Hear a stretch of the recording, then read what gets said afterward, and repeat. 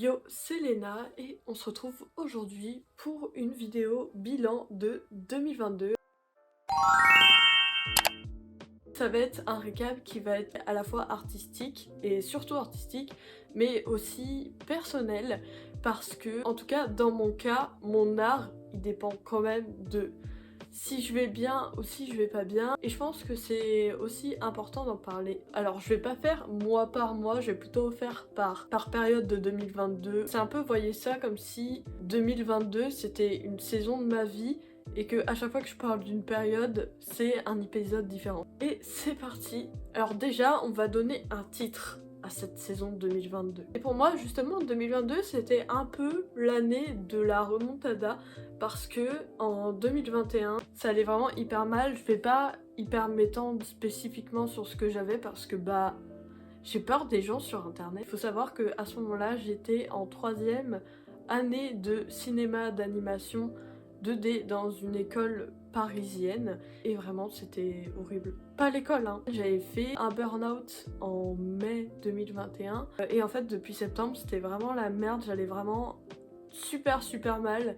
Et comme les études pour moi c'est quelque chose d'extrêmement important, vraiment je me forçais à tenir le rythme mais c'était extrêmement difficile. Je luttais pour continuer les cours et même tous les trucs que je rendais et tout, c'était vraiment des trucs pas ouf et j'étais obligée à chaque fois d'un peu faire le strict minimum, ce qui n'est pas du tout ce que je fais à la base parce qu'à la base je me donne à 200% quand je fais un truc. Je voulais absolument finir cette année, avoir ce putain de diplôme. Je me maintenais hors de l'eau. À ce moment-là, toutes les productions que je faisais, c'était des productions pour l'école, donc pour des devoirs. Et j'en avais un peu marre, du coup un peu pour me consoler entre guillemets, j'ai à ce moment-là fait pas mal de dessins pour moi. J'ai un peu lâché le fait que ce soit joli et tout, je me suis un peu dit de toute façon c'est pas dans cette période de ma vie que je vais faire mes plus belles productions, donc autant m'amuser avec ce que je sais faire. J'ai fait des illustrations un peu comme je faisais au début quand j'avais commencé à avoir des gros marqueurs et tout.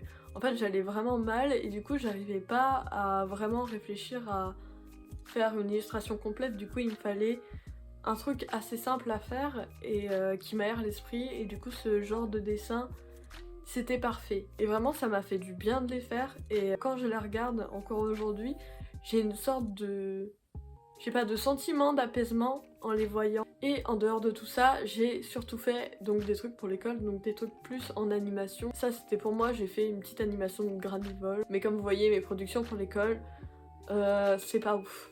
Voilà, c'est fait, mais c'est pas ouf. On arrive en mars, et en mars, grosse révélation pour moi. Il faut savoir que le 7 mars, c'est mon anniversaire.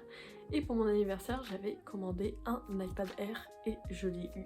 Il est juste là parce que je voulais absolument essayer Procreate de 1 et je voulais un truc pour faire du dessin digital dans mon lit un peu partout parce que jusque là j'utilisais la XP Pen Artist 12 qu'il fallait que je branche. Alors elle est très bien hein, mais il fallait que je la branche à mon ordi, que je mette tout le setup, que j'allume je sais pas quoi, alors que ça c'est incroyable ça. Et donc à ce moment-là, je suis un peu restée dans ma lancée de vouloir faire des trucs pour moi. On va dire que pour l'école, du coup, je faisais des trucs sur Illustrator, Photoshop, je faisais des animations. Et pour moi, je faisais des dessins sur Procreate. Et du coup, je suis un peu plus passée au digital. Du coup, à ce moment-là, j'ai fait beaucoup de portraits, surtout des portraits de femmes. Parce que c'est un peu la chose que je fais quand je veux pas du tout sortir de ma zone de confort. En fait, c'était un peu à un moment où j'attendais un peu que les cours se finissent parce que j'en avais plein le cul.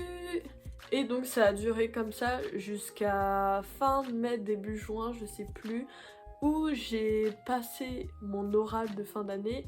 Ah oui, je l'ai pas dit, mais en gros on avait un projet de mini court-métrage à faire pour valider notre diplôme. Et du coup ça me prenait beaucoup de temps, et en dehors quand j'avais un peu le temps, je faisais mes petits portraits sur Procreate et du coup ça me permettait de me détendre. Mon projet long aujourd'hui je trouve dans le fond très intéressant, mais dans la forme, dans vraiment l'animation. Je suis en cinéma d'animation mais je suis meilleure scénariste que animatrice, ça n'a aucun sens. Bah je le trouve pas terrible. Mais voilà, au moins c'était fait, j'ai eu mon diplôme et c'est ce que je voulais, et vu justement mon état mental à la base, parce que ce ne s'était pas beaucoup amélioré depuis janvier, franchement c'était pas mal. Ensuite vient la période juin-juillet et là la libération, vraiment je me sens hyper reposée et je me dis que je vais enfin pouvoir prendre soin de moi, le truc que j'attendais tellement depuis longtemps. Alors du coup, juin, juillet, août, j'étais en stage dans une boîte, enfin moi du coup j'étais surtout illustratrice et motion designer pour cette boîte. Et franchement c'était grave sympa. Comme on était en été, il n'y avait pas énormément de travail.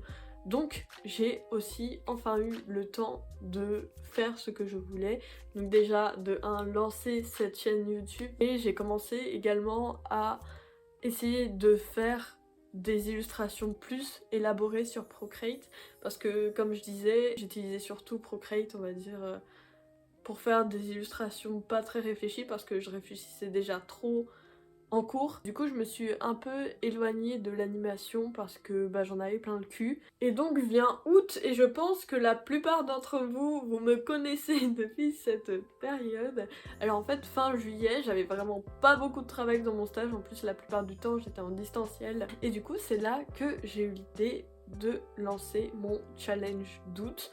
Donc si vous ne l'avez pas vu, je vous conseille d'aller sur mon Instagram et j'ai fait un petit récap sur YouTube. Si vous voulez le voir, je mettrai ça quelque part dans la description, bref, t'as compris. Et donc ça, vraiment, ça m'a plu aussi parce qu'il faut savoir que je suis sur les réseaux sociaux depuis que j'ai 13 ans et j'ai toujours adoré ça, avoir une petite communauté et tout. Et c'était un truc que bah, j'avais perdu parce que j'avais plus le temps de m'occuper de ça.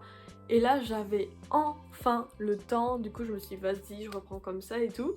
On va dire ça me faisait mes journées, donc je travaillais un petit peu, puis après je faisais mon challenge et voilà. Et j'ai fait ça pendant tout le mois d'août. J'ai vraiment adoré cette période et ça m'a vraiment libérée de tout ce poids. Et comme ça allait mieux, je pouvais dessiner encore plus et tout. Et c'est là que je me suis dit que j'allais entre guillemets me lancer dans les réseaux sociaux un peu plus sérieusement. Parce que c'est un truc qui me plaît vraiment profondément. Et de plus, je sais que quand on est illustrateur animateur comme moi, au début c'est très difficile de commencer parce que bah, il faut de la notoriété, et quand on débute on part de zéro en fait. Et c'est bien beau de faire des commandes et tout, mais si personne sait que tu fais des commandes, tu vas avoir zéro client. Et du coup j'ai un peu vu aussi les réseaux sociaux comme une opportunité de me faire connaître tout en faisant ce que j'aime. Et donc en septembre je suis rentrée chez mes parents, donc pour la période de septembre jusqu'à janvier. Alors parce que il faut savoir que en janvier je pars quelque part. Je vous tease un truc, je sais pas trop comment le teaser, mais je ferai forcément des vidéos à ce sujet. À la base, ce que je voulais faire, c'est trouver un taf un peu alimentaire, genre en mode caissière ou un truc comme ça, et en dehors faire mes petites vidéos et tout. Sauf qu'en fait, j'avais pas envie de travailler, genre. Je me suis dit, bah Léna, arrête de chercher et lance-toi à fond dans les réseaux. Et c'est ce que j'ai fait et j'ai trop aimé. Puis je me suis dit aussi que je pense que c'est le seul moment dans ma vie où je peux faire ça. Parce que là du coup j'ai déjà de l'argent de côté avec mes stages et tout, blablabla.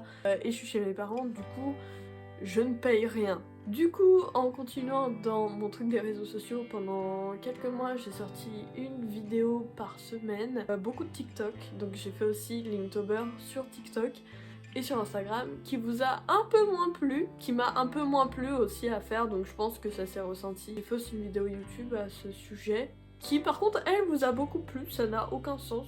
Linktober, en vrai, ça m'a beaucoup apporté artistiquement parlant, parce que j'avais pas mal abandonné l'ancrage, et donc le fait de faire 31 ancrages, ça m'a, je sais pas, ça m'a vraiment enrichi.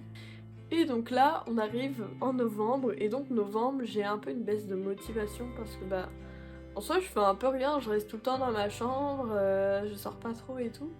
Et j'avoue que là, ça commence à devenir un peu pesant, et je commence à trouver des écoles pour l'année prochaine.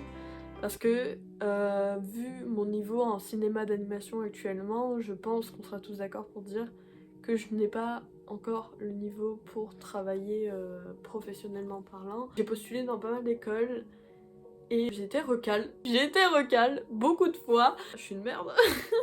Et là j'ai un peu perdu confiance en moi, bizarrement, parce que j'ai été recal et tout. Enfin, je savais que j'avais pas un niveau de ouf, mais je savais pas que c'était à ce point-là, quoi.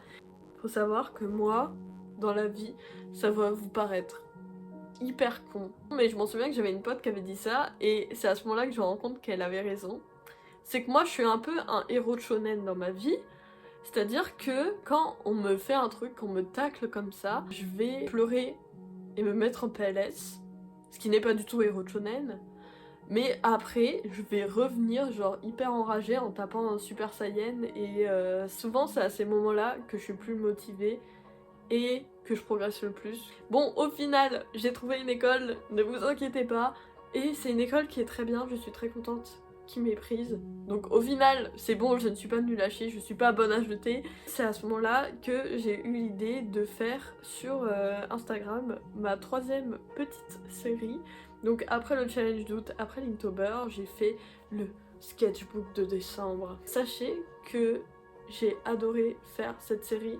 Au moment où je tourne cette vidéo, j'ai fini le sketchbook. Tous les épisodes ne sont pas encore sortis parce que j'ai pris beaucoup trop d'avance et je crois qu'il y en aura jusqu'au 15 janvier. Genre. Au final, je suis très contente d'avoir fait ça et j'ai l'impression d'avoir un déclic et que ce déclic va me permettre de progresser et j'ai l'impression que là je progresse très vite. En plus, j'essaye de faire d'exercices techniques, donc perspective, anatomie, tout ça. Et je pense que c'est un peu ce qui pêchait dans mon style de dessin, dans le sens où mon école, on a un peu arrêté de faire ça dès la 2e année. D'ailleurs, je pense que après cette vidéo, la prochaine vidéo qui sortira sera un sketchbook, donc de ce sketchbook, t'as vu Big Brain, voilà. Et j'espère vraiment qu'il va vous plaire parce que moi, je l'aime trop. Ça m'a conforté, en plus dans l'idée que j'adore faire des vidéos. Alors du coup, en conclusion, je dirais que cette année, en soi, elle est pas folle. Mais je pense que, vu l'état de santé dans lequel j'étais en début d'année, je pouvais pas faire mieux. Je suis fière d'avoir réussi à aller jusque-là, à tenir jusqu'au diplôme et pouvoir enfin me guérir. Et je pense que c'est hyper important et j'ai vraiment l'impression d'avancer dans ma vie. Mentalement, ça va beaucoup mieux. Évidemment, tout n'est pas rose et tout. On va dire que je peux recommencer à vivre normalement entre guillemets et ça va très bien et je suis vraiment contente et reconnaissante de ça.